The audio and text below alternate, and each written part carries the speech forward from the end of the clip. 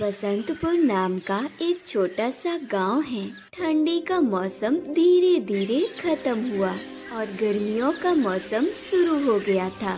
इस गांव में ध्यानचंद्र नाम का एक अमीर आदमी अपने बेटे शिवा के साथ एक कोठी में रहता था।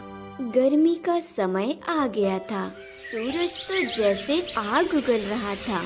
वहीं कल्याणी नाम की एक औरत ध्यानचंद्र के यहाँ पर काम किया करती थी।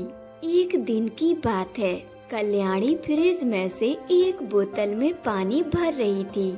अरे कल्याणी, ये क्या कर रही हो? साहब, गर्मी बहुत है, मेरी बेटी को प्यास लगी है तो मैं फ्रिज से पानी निकाल रही थी ताकि थोड़ा सा पानी अपनी बेटी को दे दूं, जिससे उसकी प्यास बुझ जाए।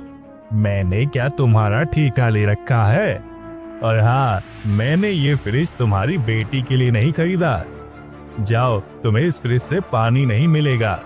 और याद रखना, अगर तुमने ज्यादा चालाकी दिखाई तो तुम्हें काम से निकाल दूंगा। तभी ध्यानचंद्र के बेटे शिवा की आवाज आती है।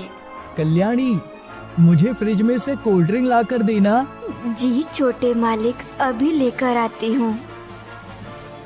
शिवा थोड़ी सी कोल्ड ड्रिंक पीता है और बाकी को ऐसे ही छोड़ देता है।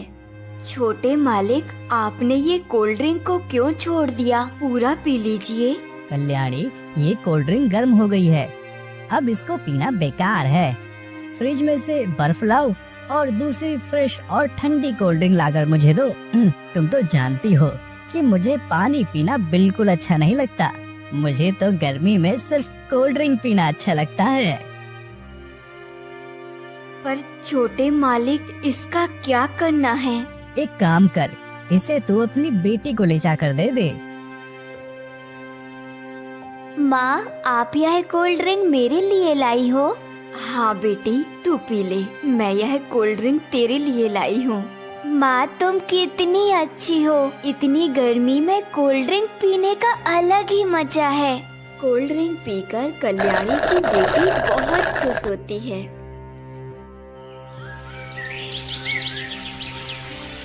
एक दिन कल्याणी अपनी बेटी को अपने साथ लेकर आती है।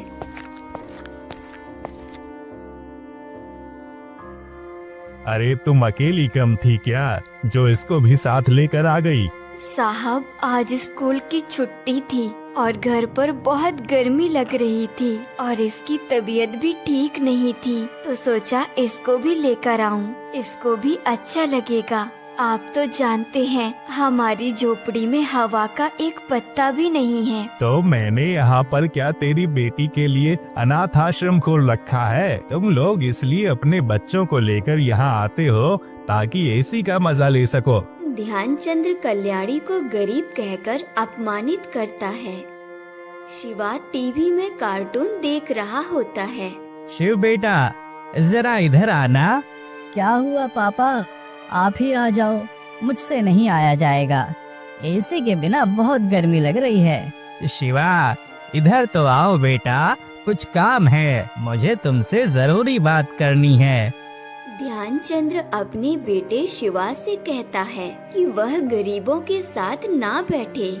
बेटा, तुम इन गरीबों से हो सके तो दूर ही रहो। अगर इनसे बात करने लगोगे तो ये सर पर बैठ जाएंगे और सोच भी इन गरीबों की तरह हो जाएगी। इसलिए बेटा, जितना हो सके तुम इन लोगों से दूर ही रहना। समझ में आई तुम्हें हमारी बात? तो फिर मैं क्या करूं पिताजी? जब मैं टीवी देखता हूँ तो उर्मिला भी आकर बैठ जाती है और मैं उसे भगा नहीं पाता। तो आप ही बताइए, मैं क्या करूं? ध्यानचंद्र शिवा को बहुत अच्छी तरह से समझाता है। एक बार और समझा रहा हूँ बेटा, ये गरीब लोग बहुत चालाक होते हैं। काम करने के बहाने हम अमीरों के घर में एसी का मजा लेते हैं। जब ये कल्याणी की बेटी उर्मिला आती है तो तुम्हारे साथ बैठकर टीवी देखती है और तुम एसी में बैठते हो और ये भी एसी का मजा लेती है। इनको सैलरी भी दो और एसी की हवा भी दो, ये तो गलत होगा ना। शिवा ध्यानचंद्र की बातों को मान जाता है और उर्मिला के आने पर हॉल का एसी बंद कर देता है, जिसके कारण उर्मिला को बहुत गर्मी लगती है। जब उसके घर जाने का समय आता है तो बहुत ही तेज से धूप हो रही होती है।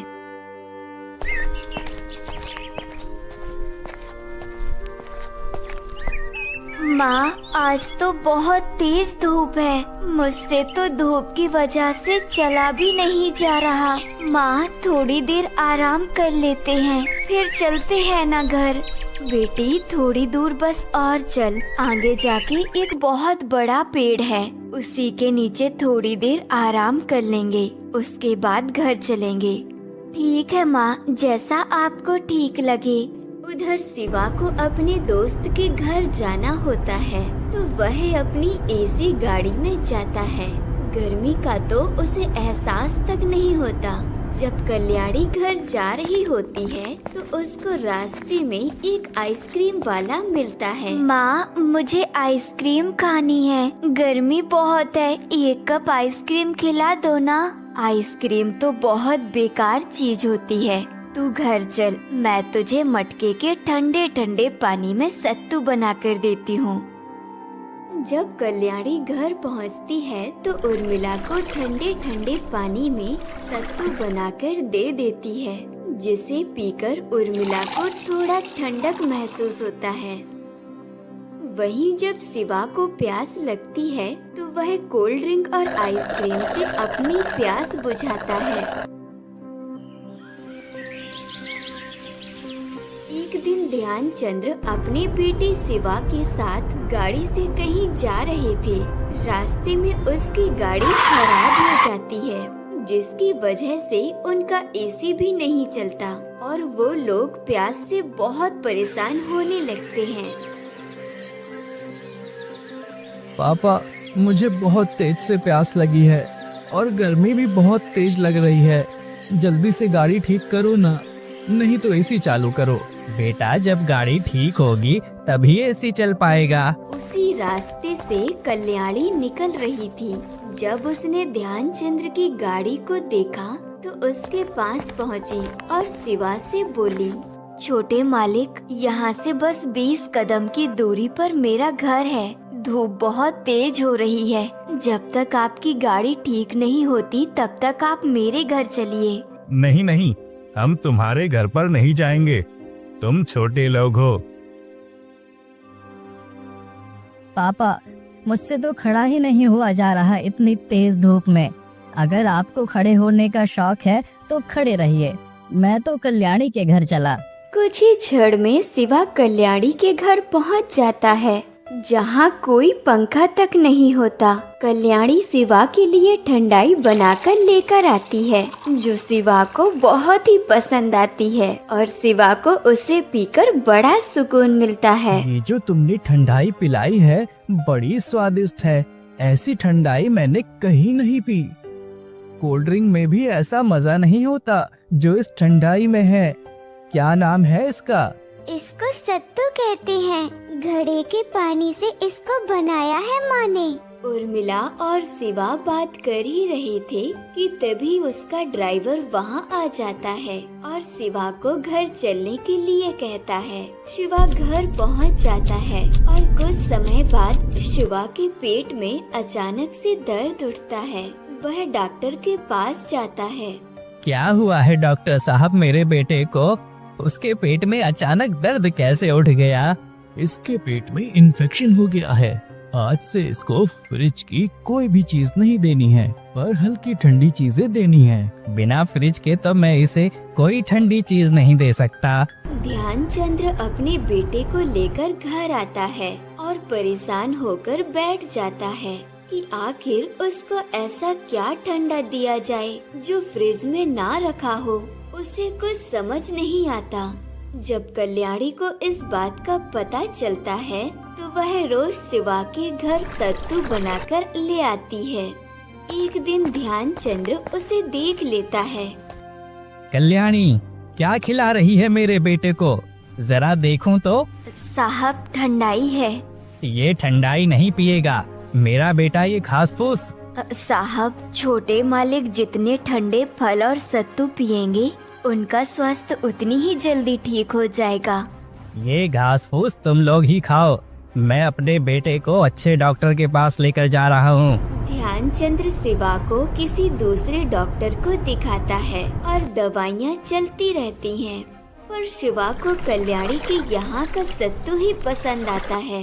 वह उसको रोज पीता था और फलों के जूस को भी पीता था, जिससे शिवा बिल्कुल स्वस्थ हो जाता है।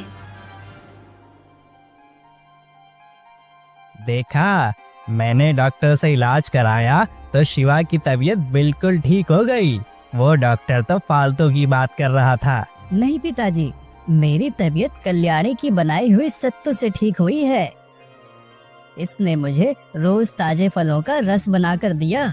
मैंने तो दवाई खाई ही नहीं।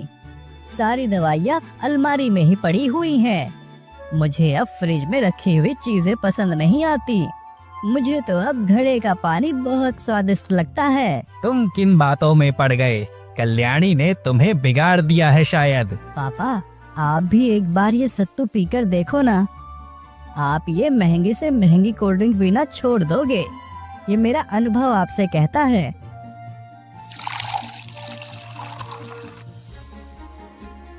बेटा, तू सच बोल रहा था। ये सत्तू तो सच में बहुत ही स्वादिष्ट है। कल्याणी, मुझे माफ कर दो। मैंने तुम्हारे ऊपर बहुत अत्याचार किया है, लेकिन फिर भी तुमने हमारे बेटे को अपने बेटे की तरह समझा। बहन कल्याणी, मुझे माफ कर दो। अनजाने में ही लेकिन मुझसे बहुत बड़ा अपराध हो गया है। मैं अपनी अमीरी में इतना अंधा हो गया था कि तुम्हारी कुर्बानी मुझे दिखाई नहीं दी। मैंने तुम्हारे साथ बहुत गलत किया। तुम्हें एसी में नहीं बैठने दिया, फ्रिज का ठंडा पानी नहीं पीने दिया। फिर भी तुमने शिवा की बीमारी में उसकी मदद की, उसे ठीक कर दिया। साहब, हम गरीब लोग हैं, हमें एसी की हवा नहीं चाहिए। हम लोग तो होते ही हैं अमीरों की 2-4 बातें सुनने के लिए, और हम लोग तो सादा जीवन जीने वाले लोग हैं। हमारे लिए तो तेज हवा चल जाए वही एसी है, और घड़े का पानी ही हमारे लिए फ्रिज का पानी है। कल्याणी, तुमने आज हमारी आंखें खोल दी। मुझे समझ में आ गया कि अमीर दिल से बना जाता है और तुम्हारा दिल बहुत बड़ा है। आज से तुम मेरे घर का एसी कितना भी उपयोग में लाओ और कितना भी फ्रिज का पानी पियो, मैं तुम्हें कभी नहीं रोकूंगा। और हाँ, उर्मिला को तुम अपने साथ यहाँ पर ला सकती हो। मैं भी उसको अपने बच्चों की तरह प्यार दूंगा। मैं भूल गया था कि गरीब लोग भी इंसान ही होते हैं, उन्हें भी हर सुख सुविधा की जरूरत होती है।